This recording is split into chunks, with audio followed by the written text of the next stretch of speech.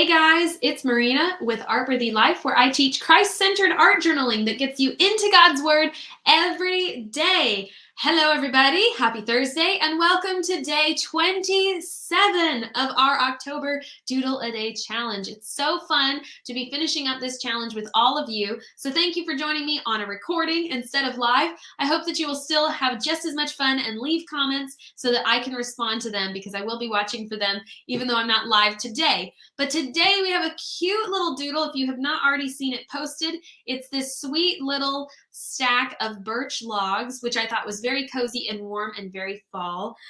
So we're going to be doodling that today. But of course, we want to start with some scripture to get you started on the right foot. So let's read. We just finished up the Sermon on the Mount yesterday, guys. So we are done with the Sermon on the Mount. But let's read some scripture that is encouraging for you, hopefully, today. And I just decided to read a passage out of 1 John, and this is chapter 4, verse 15 through 16. And here's what it says, whosoever shall confess that Jesus is the Son of God, God dwells in him, and he in God. And we have known and have believed the love that God has to us. God is love, and he that dwells in love dwells in God, and God in him. Whoa! That is just so cool. Like, that relationship that God has given us to have with him is unbelievable and amazing, that the creator of the universe would care so much about us and love us so much and be love for us, that we can be in that kind of a relationship with him. So I hope that's encouraging for you today. And we're going to go ahead and get started on today's doodle. So I hope that you have your tracer. If you do not, it is posted already in the group. And I think not in the group, on the page. And I'm going to also try to put it in the comments as well. So hopefully you'll see it there when I post this. Alrighty, so what we're gonna do is we're gonna go ahead and put a base coat on these birch logs, and hopefully the lighting isn't too bright. I'll try to keep my hand where you guys can see that. So we're gonna start with a light tan, and this is gonna be yellow ochre and a little bit of brown. And I'm gonna use my number 3 round brush by Liquitex, and we're just gonna put a base coat on these birch branches, birch logs. And it's just going to be a real light tan color. And I'm going to intentionally not paint it all the way in. So I'm leaving lots of little white spaces. And I'm using the brush strokes to create the shape of the log. If you'll notice, I'm going up in a curved motion all the way down the log this way. Kind of going along the log like this.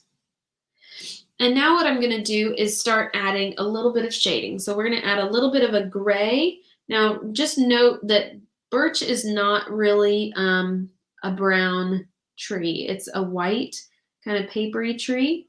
And so we're going to add more gray to this brown than like a normal tree would have. It's going to be more of a gray color rather than a brown color. So I'm going to grab that same grayish brown and bring that down to the next log. I especially want to put a little shadow like on the bottom of this log where it's going to be sitting against the other one. That's of course going to create a little shadow there. And we can kind of pull that dark shading across the birch and start to try to create the birch pattern across the front of this branch or log. And then we're going to do the same thing down all the way at the bottom. Just kind of fill in all the way down at the bottom and around the log. Doing that curved motion. That curve is going to be key to getting that shape across. The other thing we want to do is make sure we don't neglect these little branches in the background, or these little logs in the background. So they're going to need some of that same gray. And then I'm also going to bring that gray around the outer edge of these logs because they're sliced, but you can kind of see a little tiny bit of their bark on the edges, obviously, while they're sitting there. Okay, and now I'm just going to take that same gray And just going to come a little bit more down into this log. Just give it some more shading. And this is going to be a little bit more sporadic. So I'm going to do some shading here and a little bit here, maybe a couple here. Now these are going to kind of imitate those black marks that you see on birch branches. If you've ever looked at a birch tree, they have these weird black blotches all over them. So this is going to kind of start to imitate that. This isn't going to be all of it. It's going to start to imitate those weird patterns of black and gray that you tend to see on birch branches like that.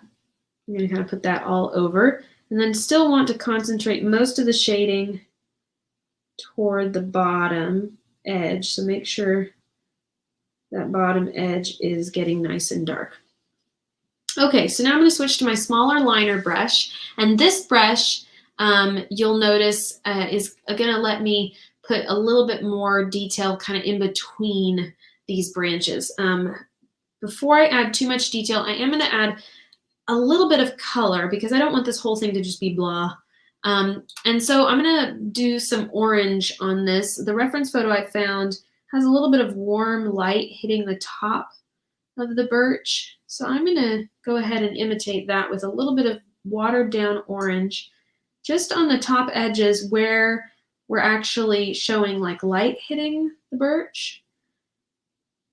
So it seems odd to put orange when we just talked about how it's totally white. But if you look around in nature, there's a lot of color happening in things that you wouldn't necessarily think would be there. For example, if you look at a shadow, a lot of times the shadow is made up of purples and greens and colors like that, even though we would think of a shadow as being gray or black. But in fact, it has all these other colors in it. So it's nice to add some more color, more things to look at, more interesting color, especially on items that it would be sort of unexpected, like these birch branches. So I'm just giving it a little bit of something more here. And I can go pretty dark with this and it still doesn't look strange. If you look at this up close, it's still quite believable. Okay, now we're going to start adding that darker color that I mentioned. So that's going to be a dark gray black. And so I'm going to use number 52 brown and my black and mix that up to get kind of a smoky looking gray color. And this I'm going to use to add some gray spots across this birch. Now what I'm doing now is using a dry brush. I've put some pigment down on the paper, and I'm using almost an entirely dry brush to scratch along the surface of this birch and create some wood texture. And I'm just going to use the edge of my brush and just scratch along the surface like so. I'm going to kind of lightly touch that paint, and then I'm going to scratch along the surface and create a woody texture across these branches like that. You can do the same thing. I'm just kind of vigorously pressing into this painting. The key is to keep your paintbrush mostly dry, so you're really just getting a little bit off of it at a time. You're really having to scrub it to get it to come off. But I'm going in an up and down motion and letting the brush create texture on the page.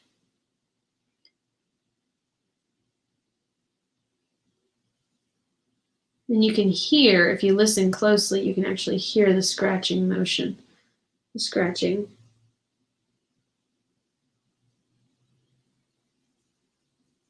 And it creates these lines that I wouldn't necessarily be able to paint if I was just using regular brush strokes.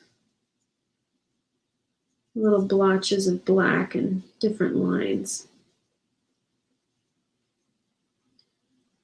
Okay, I'm going to use my smaller brush now. I'm going to grab my black and just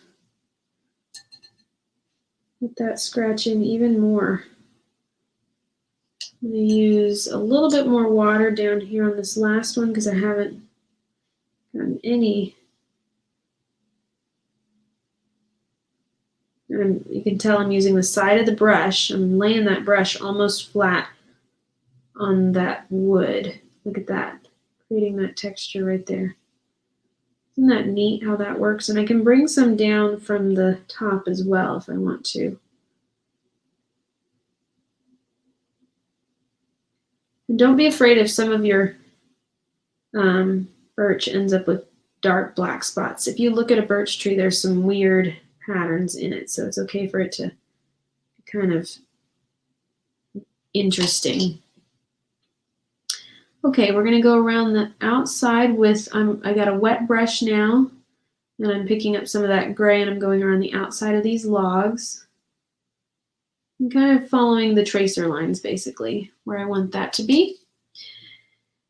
And now we're going to come in with our darkest black. It's going to still be a blackish brown, but it's going to be mostly black, because of course I don't like to use straight black. And we're going to mix in a little bit of water so it's not real harsh, but it's going to be pretty strong. And this is how we're going to create those little weird marks that are on a birch tree. There's kind of a V right here, and you'll see these on your tracer. So if you want to just look at your tracer, you'll see that. There's some interesting marks over here. Maybe a little hole right there. Here's another one. This was more like an eye, or a knot, I should say. Like that. There'll be a few coming up from here. And a little speck right there. So these are actually like little marks on the birch tree itself. Okay, then I'm going to water this down, add a little bit more brown so it's not so harsh. Adding a little bit of the 52 brown. And with that color, I'm going to finish adding all my definition into this painting. So basically doing all my outlining with that color. And come along the bottom of these logs. And give them some more shape. Come around the outside of them. They don't need to be perfectly outlined. I just want to give a little bit more shape to them.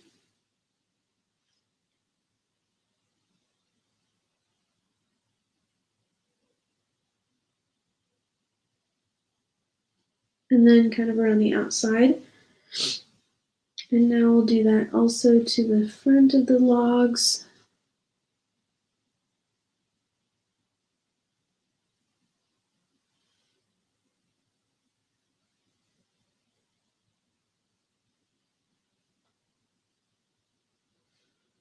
And to the front of these ones as well. Kind of outlining the circle on the end where it's been chopped. And then I'm going to use this to remind myself that these are separate logs right there and not one big log. Otherwise they'll all kind of run together if we don't try to outline them a little bit. So I'm basically starting with an outline, but I'm going to be fading this in too because I don't want it to look, you know, like a coloring page with a perfect outline. I don't want that look. Okay, I'm adding a little bit of black to these logs down here below so that they definitely show up separate from the other logs right there. And then I'm just going to pull this black across and use a wet clean brush to fade some of that into the log further up. And then I can do the same thing along this log here, where I just added that other outline.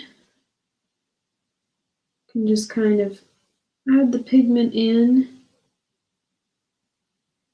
and then take a clean wet brush and scrub it a little bit so that it starts to blend into the rest of the log there.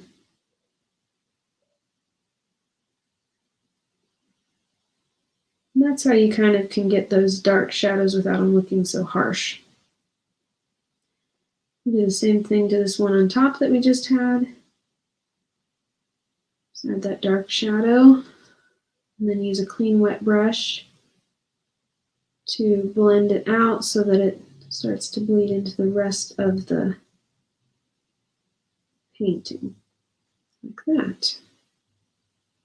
You'll see how that makes those logs even look more round as well. And add a little bit more shading to these ones while they're wet. And then kind of use my brush to push that shadow up into the rest of the log. And I can use a clean brush, kind of go up and around.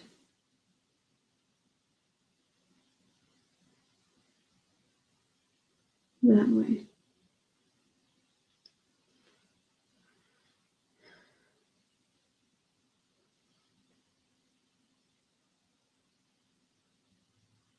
And around this way as well. Okay, so this darkest shadow, I can kind of touch all of these darker areas and make sure that they're consistent across the whole painting. And I'm going to put a tiny shadow underneath this rope, which we're going to paint in just a minute. I'm just going to take the time while I have the gray on my brush and paint a little shadow underneath it. That's going to help it show up on this background. And I also want to put a little shadow underneath the bow part of it as well.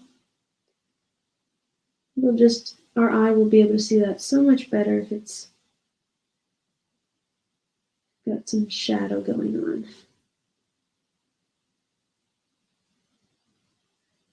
So just like that, and then I can put a little bit on the other side, not as much obviously because that's not where we're putting the shadow, but I can put a little bit to help it show up. And that really tends to help that pop a little bit. I'm going to let that area dry before we paint the ribbon. Let me add just a little bit more black underneath the ribbon.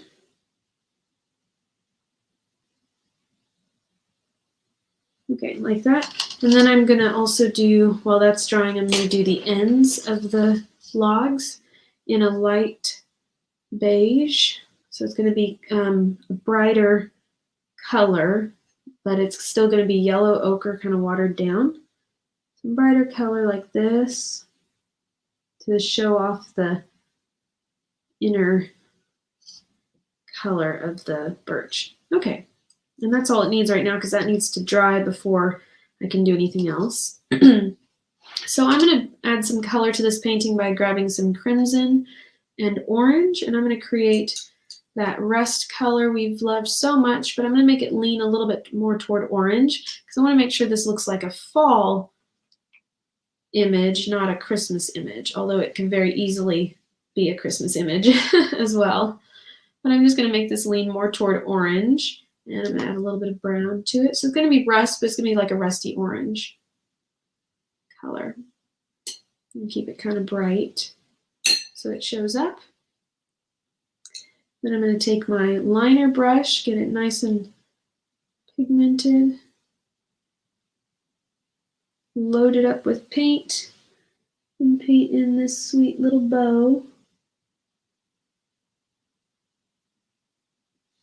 with a nice rich color.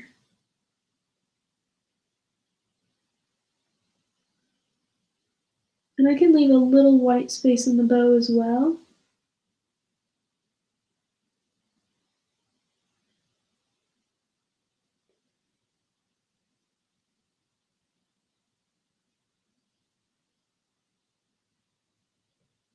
especially down the side like that. It still looks pretty red, so it could be a Christmas candle, but it's okay. You guys can make it whatever you want it to be. I just noticed there's a little gap here where I did not paint that in, so I'm going to paint that in gray right there in between the bow. And that will conclude our demo for today. So here is our sweet little fall birch logs. I hope you guys enjoyed that. And if you did, please go ahead and paint it, take a picture and post it to your page and tag Artworthy Life so I can see it and we can celebrate together on how fun these doodles have been. Alrighty, I will have another doodle for you tomorrow, and just a reminder, it will be a recording like this one, and there will not be a doodle demo on Saturday or Sunday, but I hope you enjoy tomorrow, our very last day of the October Doodle a Day Challenge. Now, if you are enjoying this, please go ahead and consider joining us for what you see behind me, which is my DIY Advent Calendar demo, and that is we are carrying our Doodle a Day challenge into November using the DIY Advent Calendar as our Doodle a Day. So if you'd like to do that, it's actually only going to be available inside the Artworthy Journal Club.